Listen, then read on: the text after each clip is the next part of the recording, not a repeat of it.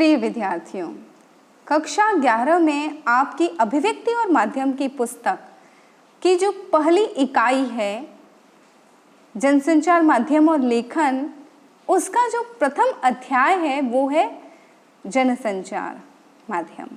तो जनसंचार माध्यमों में हम संचार क्या होता है, परिभाषा क्या होती है उसकी, संचार के तत्व कौन कौन से होते हैं, संचार के प्रकार क्या होते हैं, जनसंचार किसे कहते हैं वो हम पिछले वीडियो में समझ चुके हैं। आइए अब जानते हैं जनसंचार की विशेषताएं, जनसंचार के कार्य, संचार के कार्य और जनसंचार के महत्वपूर्ण बिंदुओं को हम इस वीडियो में समझेंगे। जनसंचार की विशेषताएं। जनसंचार में फीडबैक तुरंत नहीं मिलता। जनसंचार के श्रोताओं, पाठकों और दर्शकों का दायरा बहुत बड़ा होता है। अब देखो आप टेलीविजन देखने वाले कितने हैं, रेडियो सुनने वाले कितने हैं, न्यूज़पेपर जो समाचार पत्र उसे पढ़ने वाले कितने लोग होते हैं। तो इनका गठन भी बहुत पंचमेल होता है। किसी टेलीविजन चैनल के दर्शकों में अमीर भी लोग होते हैं, गरीब भी होते हैं, शहरी भी होते हैं, ग्रामीण भी होते हैं, पुरुष भी होते हैं, महिलाएं भी होती हैं, युवा भी होते हैं, वृद्ध भी होते हैं, बच्चे भी होते हैं। कोई दिल्ली में बैठा है, कोई पटना में बैठा है, कोई बिहार में बैठा है, कोई राजस्थान में बैठा है, लेकिन सभी एक ही समय पर टीवी पर अपना मनपसंद कार्यक्रम देख रहे होते हैं। तो इसी से जुड़ी जनसंचार की एक प्रमुख विशेषता यह है कि जनसंचार माध्यमों के जरिए प्रकाशित या प्रसारित संदेशों की प्रकृति सार्वजनिक होती है। जो भी संदेश हम भेजते हैं वो एक जैसा होना चाहिए। अब वो चाहे अमीर हो, चाहे गरीब हो, चाहे बहुत बुद्धिमान हो, चाहे कम बुद्धिमान हो, चाहे बहुत पढ़ा लिखा हो, चाहे अनपढ़ हो, उनके लिए संदेश तो एक ही जाएगा ना, अलग अलग नहीं जाएगा। इसका अर्थ यह हुआ कि अंतर्वैयक्तिक या समूह संचार की तुलना में जनसंचार के संदेश सबके लिए होते हैं। जनसंचार का संचार के अन्य रूपों में एक ही फर्क होता है, इसमें संचारक और प्राप्तकर्ता के बीच कोई सीधा संबंध नहीं होता। जैसा हमने संचार का देखा था रूपरेखा कि उसके बीच में सीधा संबंध था, बोलने वाला और सुनने वाला। प्राप्तकर्ता यानी पाठक, श्रोता और दर्शक संचारक को उसकी सार्वजनिक भूमिका के कारण पहचानता है। संचार के अन्य रूपों की तुलना में जनसंचार के लिए एक औपचारिक संगठन की भी जरूरत पड़ती है। औपचारिक संगठन के बिना जनसंचार माध्यमों को चलाना बहुत मुश्किल होता है। जैसे समाचार पत्र किसी न किसी संगठन से प्रकाशित होता है या रेडियो का प्रसारण किसी रेडियो संगठन की ओर से किया जाता है। जनसंचार माध्यमों की एक महत्वपूर्ण विशेषता क्या होती है, उसमें ढेर सारे द्वारपाल होते हैं। द्वारपाल मतलब गेटकीपर। अब गेट पे खड़े रहने वाले गेटकीपर नहीं, द्वारपाल वह व्यक्तियों का समूह होता है जो जनसंचार माध्यमों से प्रकाशित या प्रसारित होने वाली सामग्री को नियंत्रित और निर्धारित करते हैं। कैसे? जैसे देखिए, आपके घर में आपके पापा जो हैं, वो मम्मी जो है बहुत सारा सामान लेकर आती हैं, तो लिस्ट मम्मी बनाती, आप भी बोलते हो तो मम्मी बनाती। अब मम्मी, आप तो बहुत सारी चीज़ें बता देते हो, लेकिन मम्मी डिसाइड करती हैं कि कौन सी चीज़ लाएंगे, कौन से नहीं लाएंगे। वैसे ही द्वारपाल क्या कार्य करते हैं कि समाचार पत्र में, रेडियो में, टीवी में क्या आना है वो ये निश्चित करते हैं, तो वो द्वारपाल कहलाते हैं। किसी जनसंचार माध्यम में काम करने वाले द्वारपाल ही तय करते हैं कि वहां किस तरह की सामग्री प्रकाशित या प्रसारित की जाएगी। जैसे किसी समाचार पत्र में संपादक और उसके सहायक समाचार संपादक या सहायक संपादक, उप संपादक ये तय करते हैं कि समाचार पत्र में क्या छपेगा, कितना छपेगा, किस तरह से छपेगा। इस तरह से टीवी और रेडियो में भी द्वारपाल होते हैं जो उससे प्रसारित होने वाले सामग्री को निर्धारित करते हैं। जनसंचार माध्यमों में द्वारपाल की महत्वपूर्ण भूमिका होती है। तो आपके सामने एक प्रश्न क्या आ गया कि जनसंचार माध्यमों में द्वारपाल की क्या भूमिका होती है या द्वारपाल कौन कहलाते हैं। यह उनकी ही जिम्मेदारी है कि वे सार्वजनिक हित, पत्रकारिता के सिद्धांतों, मूल्यों और आचार संहिता के अनुसार सामग्री को संपादित करें और उसके बाद ही उनके प्रसारण या प्रकाशन की इजाजत दे। समझ में आई बात आपको? जब तक, अब अच्छी तरह से समझिएगा, द्वारपाल कौन होते हैं? द्वारपाल सार्वजनिक हित, इसको रेखांकित कर दीजिए पंक्ति को। सार्वजनिक हित पत्रकारिता के सिद्धांतों, मूल्यों और आचार संहिता के अनुसार सामग्री को संपादित करते हैं और फिर उसके बाद प्रसारण या प्रकाशन की इजाजत देते हैं। तो इस प्रकार से हमने देखा द्वारपाल की भूमिका को। आइए अब इसके आगे क्या है वो हम देखते हैं, संचार के कार्य। संचार कैसे होता है? हम रोजमर्रा के कार्यों में संचार का कार्य करते हैं, लेकिन संचार विशेषज्ञों के अनुसार संचार के कई कार्य होते हैं। इनमें से कुछ कार्यों को हमने रेखांकित किया है, जैसे पत्रकार।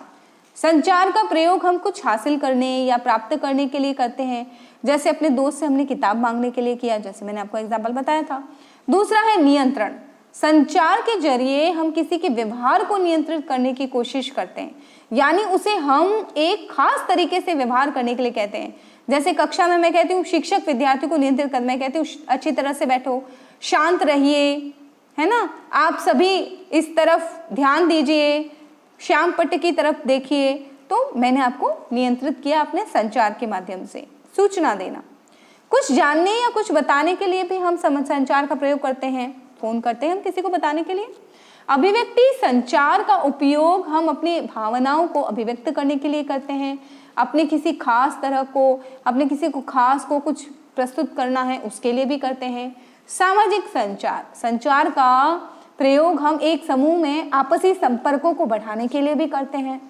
संचार का प्रयोग हम अक्सर अपनी समस्याओं या किसी चिंता को दूर करने के लिए भी करते हैं। संचार का प्रयोग हम अपनी रुचि की किसी वस्तु या विषय के प्रति प्रतिक्रिया व्यक्त करने के लिए भी कहते हैं। इसके साथ ही संचार का प्रयोग हम अपनी किसी भूमिका को पूरा करने के लिए भी करते हैं, क्योंकि यही परिस्थिति की मांग होती है। जैसे आप एक विद्यार्थी के रूप में या एक डॉक्टर या जज के रूप में अपनी भूमिका के अनुसार संचार करेंगे। अगर आप एक डॉक्टर हैं तो अपने मरीजों से वैसी बात करेंगे, अगर आप एक शिक्षक हैं तो अपने विद्यार्थियों से वैसी बात करेंगे, अगर आप विद्यार्थी हैं तो अपने शिक्षक से कैसी बात करेंगे। तो संचार एक माध्यम है अपने भावों को अभिव्यक्त करने का। तो संचार के कार्य हमने देखे। अब देखते हैं जनसंचार के कार्य। जनसंचार के कौन कौन से कार्य होते हैं? जिस प्रकार संचार के कई कार्य होते हैं, उसी तरह से जनसंचार माध्यमों के भी कई कार्य हैं। उनमें से कुछ प्रमुख कार्य इस प्रकार हैं: सूचना देना, शिक्षित करना, मनोरंजन करना, एजेंडा तय करना, निगरानी करना। तो ये जो विचार विमर्श के मंच प्रस्तुत करना, ये महत्वपूर्ण बिंदु है जनसंचार के, जो कार्य जनसंचार के द्वारा होते हैं। जैसे सूचना देना, जनसंचार माध्यमों का एक प्रमुख कार्य सूचना देना होता है। हमें उनके जरिए ही दुनिया भर से सूचनाएं प्राप्त होती हैं। हमारी जरूरतों का एक बड़ा हिस्सा जनसंचार माध्यमों के जरिए ही पूरा होता है। जैसे टेलीविजन, रेडियो, ये सभी हमें सूचनाएं देते हैं ना, समाचार पत्र। शिक्षित करना, जनसंचार माध्यम सूचनाओं के जरिए हमें जागरूक बनाते हैं। लोकतंत्र में जनसंचार माध्यमों की एक महत्वपूर्ण भूमिका जनता को शिक्षित करने की है। यहाँ शिक्षित करने से आशय उन्हें देश दुनिया के हाल से परिचित कराना, उन्हें सजग बनाना है। जिन लोगों को जिस चीज़ की जानकारी नहीं होती, हमें इन जनसंचार माध्यमों से पता चल जाता है ना, आज यहाँ ये हुआ, या सीबीएसई ने या सरकार ने कौन सी नीतियाँ निकाली, तो हम उससे शिक्षा प्राप्त की हमने। मनोरंजन करना, जनसंचार माध्यम मनोरंजन के भी मुख्य साधन होते हैं। सिनेमा, टीवी, रेडियो, संगीत के टेप, वीडियो और किताबें, ये सब मनोरंजन के प्रमुख माध्यम हैं। एजेंडा तय करना, जनसंचार माध्यम सूचनाओं और विचारों के जरिए किसी देश और समाज का एजेंडा भी तय करते हैं।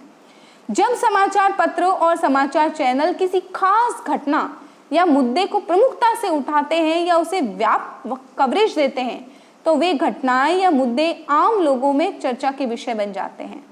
किसी घटना या मुद्दे को चर्चा का विषय बनाकर जनसंचार माध्यम सरकार और समाज को उसके अनुकूल प्रतिक्रिया करने के लिए बाध्य कर देते हैं।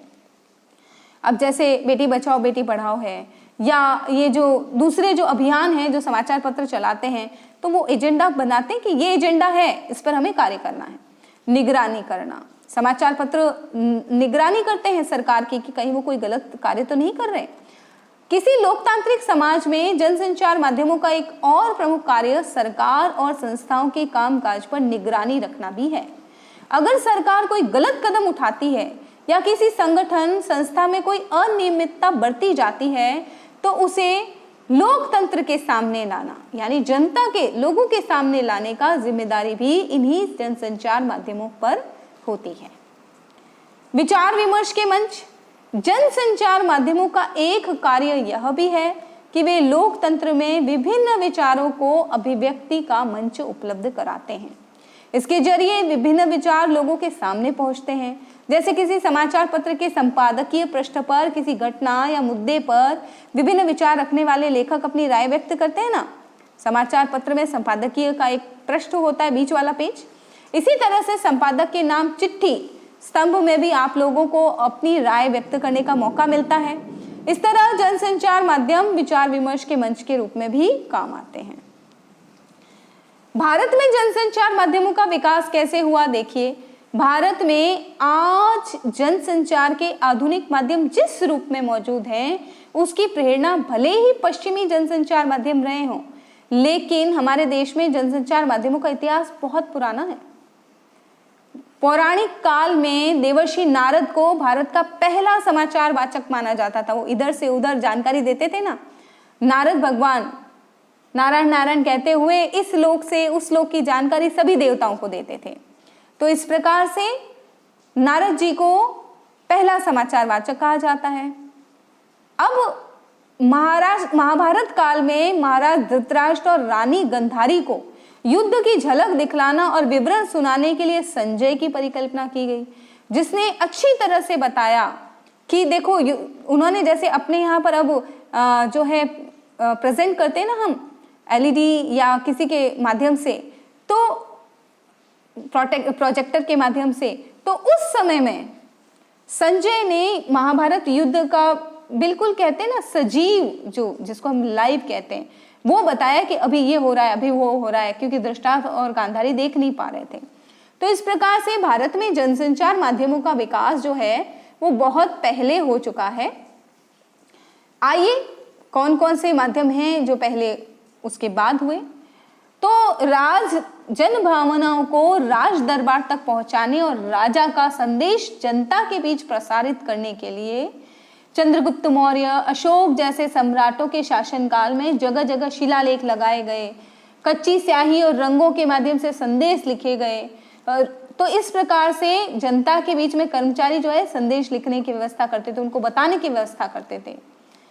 राज दरबारों में भी जो है वो दीवारों पर, गुफाओं में चित्र लिपि के माध्यम से लिखकर संदेश भेजे जाते थे। उसके बाद कठपुतली और लोक नाटकों के माध्यम से लोगों को अपनी बात पहुंचाई जाती थी। कथावचन, बाउल, सांग, रागिनी, तमाशा, लावणी, नौटंकी, जात्रा, गंगा गौरी, यक्षगान, ये सब उन नाट्य रूपों के जो तरीके हैं जिसमें अलग अलग तरीके से, जैसे हमारे जो है फड़ जो है वो गाई जाती है, बाबा रामदेव के जो कहते हैं ना जागरण होते हैं, तो उसमें भी क्या होता है, उनकी गाथाएं गाई जाती हैं। तो इस प्रकार से एक क्षेत्र से दूसरे क्षेत्र तक संदेश पहुंचाने के लिए ये नाट्य जो है, कथाएं, ख्याल, रम्मत, ये सब होती थी। उसके बाद में जो हमारा आधुनिक माध्यम है वो है रेडियो, टीवी, इंटरनेट, समाचार पत्र। तो इस प्रकार से नए नए तरीके आए, टीवी पे सीरियल आए, बहुत सारी चीजें आने लगी। तो जनसंचार माध्यमों के जो वर्तमान प्रचलित रूप हैं वो हैं समाचार पत्र पत्रिकाएं, रेडियो, टेलीविजन, सिनेमा और इंटरनेट। तो आइए कुछ समाचार जनसंचार माध्यमों के जो प्रमुख जो हैं उनकी तरफ दृष्टिपात करते हैं। समाचार पत्र पत्रिकाएं, आज हर एक घर में समाचार पत्र तो आता ही है और समाचार पत्र सभी पढ़ते हैं, चाहे वो बच्चा हो, चाहे वो बूढ़ा हो, चाहे वो अमीर हो, चाहे वो गरीब हो।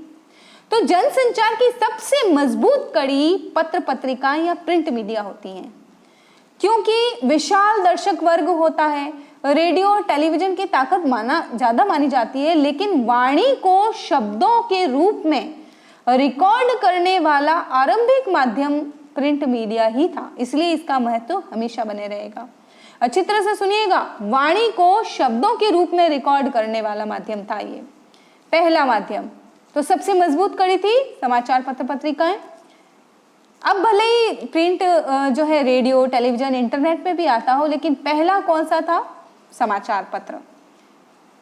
इसके 3 पहलू हैं। पहला समाचारों को संकलित करना, दूसरा संपादित कर छपने लायक बनाना, फिर तीसरा पत्र या पत्रिका के रूप में छापकर पाठक तक पहुंचाना। तीनों ही आपस में बहुत जुड़े हुए हैं, लेकिन पत्रकारिता के जो अंदर है हम 2 काम करते हैं, प्रकाशन और वितरण का कार्य। तो इस प्रकार से समाचार पत्र पत्रिकाओं का बहुत महत्वपूर्ण भाग है, बहुत ही महत्वपूर्ण जो है हिस्सा है जनसंचार माध्यमों के रूप में। बाहर की खबरें लाने का काम रिपोर्टर यानी संवाददाता करते हैं। तमाम खबरें, लेखों, फीचरों को व्यवस्थित तरीके से संपादित करना, उनको ढंग से छापना, ये सारा काम संपादकीय विभाग का होता है, एडिटर जिसको कहते हैं। आज पत्रकारिता का क्षेत्र बहुत व्यापक हो गया है, 1 या 2 विषयों में नहीं होता। दुनिया के किसी भी कोने में कोई भी घटना हो आपको अखबार में मिल जाएगी, लेकिन बशर्ते क्या, शर्त क्या है, वो सबके भले के लिए होनी चाहिए, सार्वजनिक हित उसमें निहित होना चाहिए। दुनिया में अखबारी पत्रकारिता अस्तित्व में 400 साल पहले आई थी, लेकिन भारत में, महत्वपूर्ण प्रश्न सुनिएगा, भारत में इसकी शुरुआत सन 1780 में जेम्स ऑगस्ट हिक्की के बंगाल गजट से हुई, जो कलकत्ता, पहले कोलकाता बोला जाता था, से निकला था। कलकत्ता, कोलकाता जैसे अलग अलग तरीके से पुकारा जाता है। जबकि हिंदी का, बहुत महत्वपूर्ण प्रश्न है, हिंदी का पहला साप्ताहिक पत्र उद्दंत मार्दंड भी कलकत्ता से ही सन 1826 में पंडित जुगल किशोर शुक्ला के संपादन में निकला।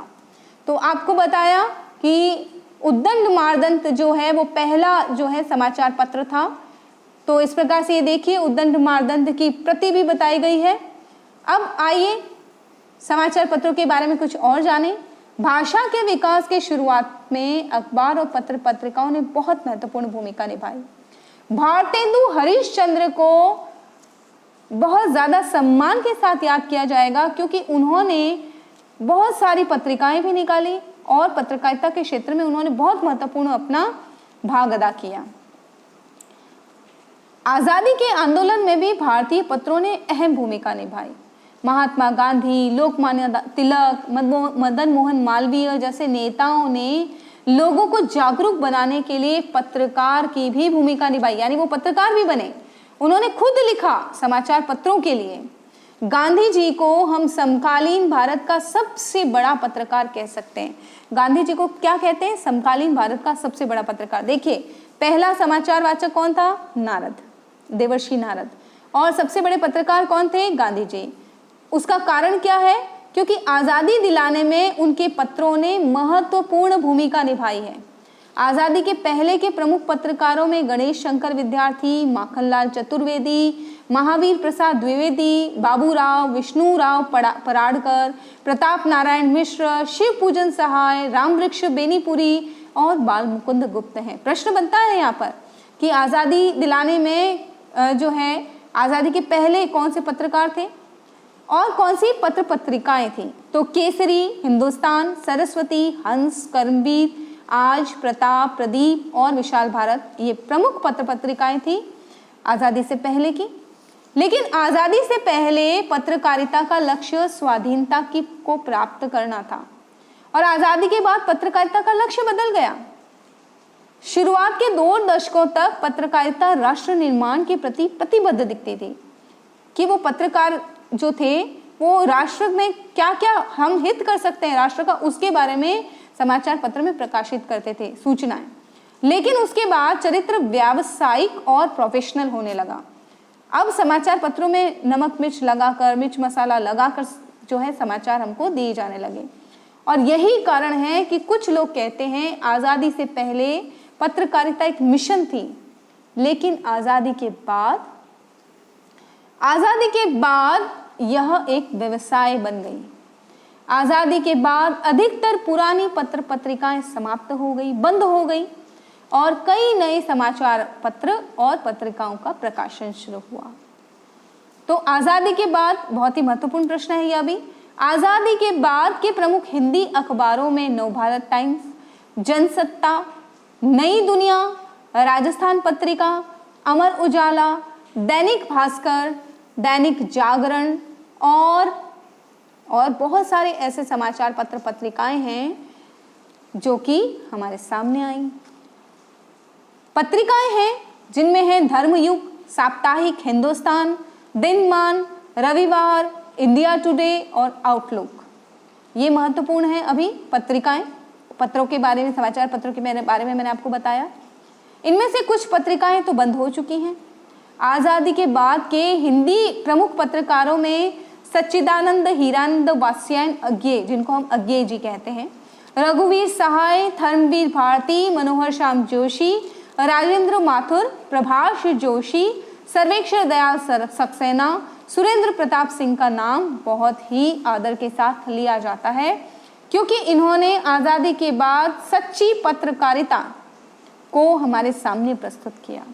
तो इस प्रकार से हमने देखा कि समाचार पत्र पत्रिकाओं ने जनसंचार माध्यम जो है कैसे आज़ादी दिलाने में और आज़ादी के बाद भी अपनी महत्वपूर्ण भूमिका निभाई और आज भी निभा रहे हैं। तो जनसंचार माध्यम का इस वीडियो में मैंने आपको बताया जनसंचार के कार्य, जनसंचार कौन कौन से हैं, रूप कौन से हैं और समाचार पत्र पत्रिकाओं के बारे में। तो जनसंचार की मजबूत कड़ी समाचार पत्र और पत्रिकाएं, इनके बारे में बहुत ही महत्वपूर्ण प्रश्न बनते हैं और पूछे भी जाते हैं परीक्षा प्रश्न पत्र में। तो आप इसके प्रश्न बनाएं और उत्तर लिखें। आशा है आपको ये भाग समझ में आ गया होगा। आगे हम रेडियो, टेलीविज़न और इंटरनेट के बारे में जानेंगे। इसी के साथ धन्यवाद।